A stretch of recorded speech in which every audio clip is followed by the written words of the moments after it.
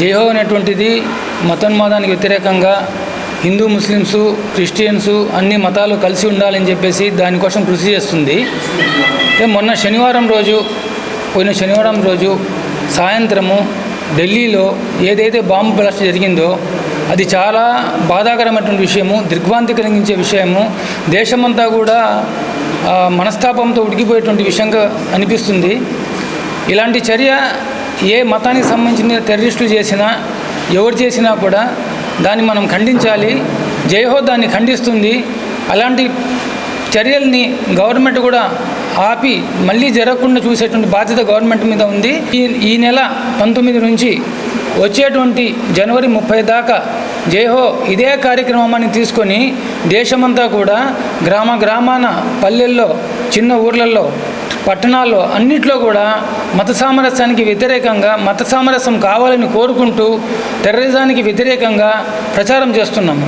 దేశవ్యాప్తంగా అన్ని రాష్ట్రాల్లో కూడా జైహో అనేటువంటిది మతోన్మాదానికి వ్యతిరేకంగా సామరస్యంగా ఉండాలి, హిందూ ముస్లిం భాయి అందరూ కూడా కలిసి ఉండాలని చెప్పేసి మేము ఆ ఉద్యమాన్ని చేపట్టాము.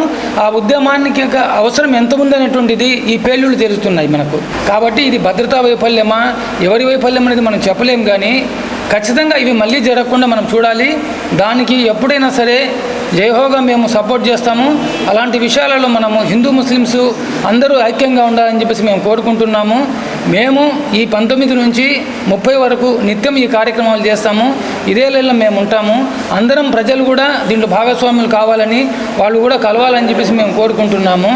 భారతదేశంలో ఏదైతే ద్విజాతి సిద్ధాంతం వచ్చి 1947లో భారతదేశ మత ప్రతిఘటన చీలిపోయిన తర్వాత అప్పుడు దాదాపు 15 లక్షల మందిని మనం కోల్పోవడం జరిగింది రెండు వైపులా. అయితే అప్పటి నుంచి కూడా కాశ్మీరీ సమస్య, పాకిస్తాన్కి భారతదేశానికి ఉన్నటువంటి ఈ సమస్యలో మతాన్ని తీసుకురావడం, వాళ్ళ మతాన్ని రెచ్చగొట్టే విధంగా భారతదేశాన్ని విచ్ఛిన్నం చేయాలి, భారతదేశాన్ని ఒక అభద్రతకు లోను చేసి ఏదైతే ముష్కరులు ఒక గేమ్ ఆడుతున్నారో దీనికి భారతదేశంలో ఉన్నటువంటి మనము ఈ సందర్భంలో మనమంతా ఒక్కటే. భారతదేశం భిన్నత్వంలో ఏకత్వం కలిగినటువంటి దేశం.